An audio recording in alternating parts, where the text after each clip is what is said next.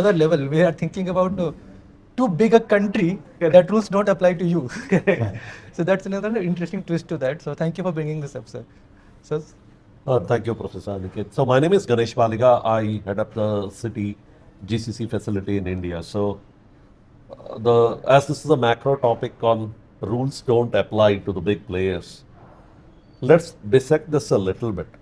When you look at who's setting up the rules, it could be industry bodies, it could be the regulators of a country, or it could be a global kind of a consortium that decides what's good, what's bad. And in this context, I think we cannot take the human part of it out, because as soon as you become big, you think you can bend the rules and there is greed. I don't know if anybody was stuck in the airports on the 4th and 5th of December when an airline with 68% decided they don't want to follow the rules. yeah. They don't want to follow the rules. So you can't create something quite quickly. So rules clearly don't apply, especially in this duopoly, triopoly kind of a situation, which is mandatory. I mean, you take America today, there are only 2 or 3 big healthcare providers. So if Epic Systems, Cerner, United Health, they go down, all of America goes down. And it's not just that, right? You look at antitrust laws across the world. How often have we used them? We haven't. The last breakup was AT&T, which was so long ago. And if we take just the last 1 year, we had the CrowdStrike incident, which put all the airports down. We had the Cloudflare incident, which put 12% of web traffic down. So there is a people element involved. The last part of it is when somebody is very big, there is one thing that's always interests me, and I go back to Professor Clayton Christensen, who says, you have to disrupt yourself, and the incentive to disrupt yourself is too low. I mean, Airtel brought the price down only after Jio brought it, not because they could not afford it.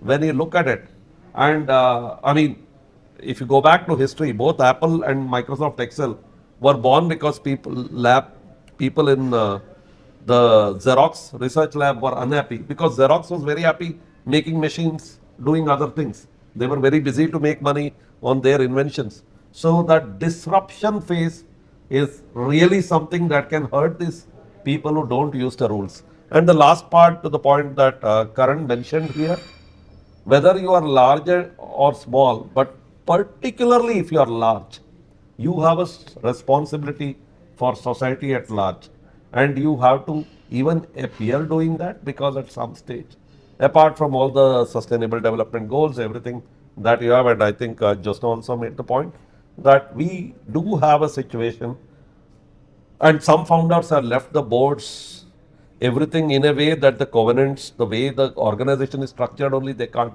move away. I mean, in India today, when I think of brokers, for example, how Zerodha thinks, how they bring in their Rain Matter Foundation is fascinating to me from a position of dominance. But what's really important is, if you are big, one thing is you need to watch for the paradigm. Second thing, who's your stakeholder? Third thing, what's your industry? And do rules apply all the time? I think we have seen plenty of times when they don't apply in a macro picture. That is it. Thank you so much, sir. And that will take us to the trickier part of the conversation.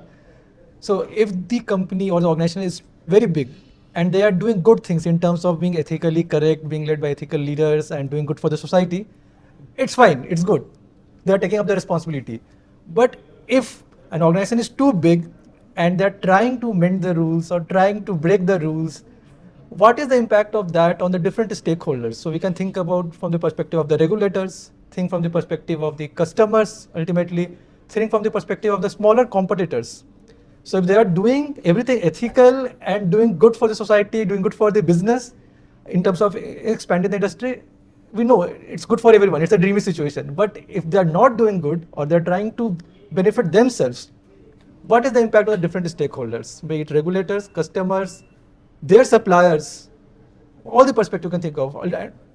So now we'll look into this perspective. So again, you can take maybe 5-10 seconds to think about it. You can pick up any stakeholder and discuss your point of view, that how things move in that direction, what can be done, what's the impact. Yeah, so in the current environment, again, when rules are made, particularly for bigger organizations, so for bigger purpose, it's never something which is written at a regulator's end or at a corner office somewhere and rolled out. There's a procedure where the rule is rolled out. Opinions are invited from public bodies, etc. They are heard, they're evaluated. Maybe they might not go in for a change, but there's enough interaction to understand the consequences of the rules on the industry, on the larger society. Now, in this situation, assume that a rule is still rolled out, which is not suiting the organization which is big. I have seen organizations taking a stance, no, we are not going to abide by it, but knowingly, they are conforming to it. I'll give you a live example which I have experienced over the last 2 years is the EPR, End Producer's Responsibility for Tires in the country. So a new regulation which says that the manufacturers of tires have to pay a tax sort of amount for the tires once they are sold because they are going to damage the environment to a certain extent. I think all of the manufacturers understand this, that we are doing a damage and it's our responsibility to socially contribute to control the damage. But is the government just going to roll it out, or is there a regulation? Is there machinery? How do we monitor it? And so many other things. Are there enough scrap dealers to dispose of that scrap? Unless and until that is well understood, they are not willing to put in all of it into hands of unknown area to give away money by certification or whatsoever. Now, I have seen organizations saying, no, we are not going to provide for this or pay anything on this till we get clarity. And I believe that is fair enough. There has to be some pressure on the bodies making such regulations that they have thought through, built up the ecosystem for it before they go and implement to roll out such rules. So I believe very rarely is it abruptly done. We are not well aware enough to read, to participate, to give our representations. I think very few organizations have a cell which will read what are the new regulations which are impacting the industry or beyond the industry, to where they have a approach through CII, through many other bodies to make their representations as to why, what in a systematic way, which will have to be heard. And the resistance can be yet recorded. That's what is my feel. And I'll give you one more example out here. If you know, recently with the GST change, tire industry where you had a 28% has now come down to 18%. So for organizations like us who are operating in the PSI area where we get the state tax benefit, we are going to lose around it because we are given 20 years to cover on that benefit of investment because of GST. Now with the GST rate having gone down, we would lose it because we might not get the benefit in 20 years. But we did make an attempt post that to go and represent ourselves to the government, and government is open to listen. They are giving us various options on how to avail those benefits. So I think there's always a way to resist, not though yet try to resolve it. Yeah. So a good point here that we are discussing that if you're such a big player and the regulations which are there in place are kind of not suiting the business, it's kind of your responsibility and you have the say. Absolutely. To course correct things also. Good ma'am. Thank you for pointing that out to us.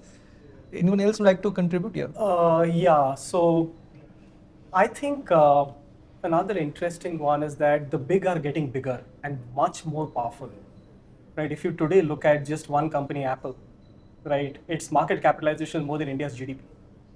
I mean, and they just seem to be getting bigger. If you look at the FANG companies today, they probably command 30 to 40% of the global market capitalization. The big are getting just far bigger and far more powerful, right? What it also gets along with it is that as the big get bigger, they have the wherewithal and the resources to even, take care of issues where there has truly been a compliance mess. They have deep pockets, very, very deep pockets. Look at the antitrust fines that the Googles and the Apples and every other company has paid in the last few years, right? Now, there might be a big media report saying X billion dollars paid as antitrust fines. For them, it is not even a drop in the ocean, right? Think about a small or a medium-sized player doing that same compliance error and trying to figure out what are the legal costs in terms of, that mess. So I think the alarming situation is that the big are getting bigger, and power also means that they can play around if they want to. I think one of the toughest jobs today is the regulator's job. It's a really, really tough job. And there are some regulators, according to me, who have done really well. Take the example of SEBI. Look at the Indian stock market and what it used to be, 2 decades back, and look at what it is today. Correct. With, the volume of transactions has probably gone manifold. It's a vibrant market. It's a completely digital market. But look at SEBI and the magnificent job it has done. Absolutely. Right? So I think the regulator's job is going to get tougher because very soon it will be difficult to figure out what is a human touch and what's an AI touch. Right? What are the algorithms driving something? Right? And the regulator has to be on top of it. The point I would like to make is, because your specific question was around stakeholders and who gets influenced, it's a free market. You cannot prevent somebody from becoming big and very big, because probably they're doing really well and they deserve it. The problem is when they start stifling competition. Yep. Look at the fines that Google has paid multiple times because it was proven that they were stifling other players from entering the market with their algorithms. And they were ensuring that the algorithms play to their convenience and to somebody else's inconvenience, right? So I think the regulator has to play a very, very careful role in figuring out that the big who are getting bigger do not end up stifling competition. And I think their job is only going to get tougher, right? And just a quick clarification, because Sanjay talked about the big four, right? I think it's a good discussion, Sanjay. My point was not that the big four need an additional incentive to do their job.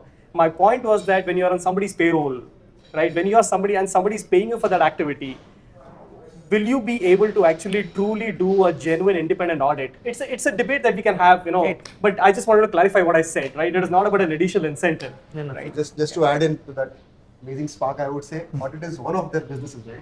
But they have other sources of Consulting, income. yeah. So that's the chunk where they get the money as well. Correct, So audit is one, obviously, like a big chunk, but that's other part as to look at it as well. No, but that's what the governance plays a role. Correct. On the same topic, there are many organizations, they don't do any other activity with the big four whom they engage for the audit.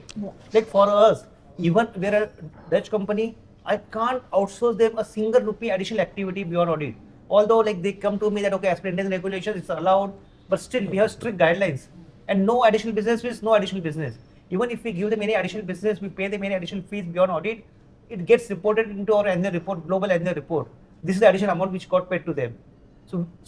And even for engaging them for a activity which is needed for whatever the reason, we need to take an audit committee approval before we engage them. Even for 50,000 rupees, you will say, okay, for a billion euro company, 50,000 rupees nothing. But that's what we do. I would, sorry, so I think the question was under what circumstance. I think context matters. What is happening to the point, and I agree with Milind, the world is becoming one place. And as the world is becoming one place, a very large company in America can have a very disproportionate say in what happens in India. When you look at it, I don't think any company has had more scams. No, I should be careful. I don't know, but more skeletons in the cupboard in Korea than Samsung. But it was very important for Korea to keep 2 or 3 chaebols who became the national symbols that Korea went out and backed them completely. Now you look at it, the same thing in Japan happened with the Zaibatsus, the big ones, before Japan really opened up. In India, I don't know, there is controversy about some groups being favored, not favored with resources, information. But context really matters, industry matters. And I think through history, no matter which way you look at it, we have to remember the first company ever indicted for corruption was East India Company. And at that point of time, 25% of the people in the British Parliament had shares in the East India Company.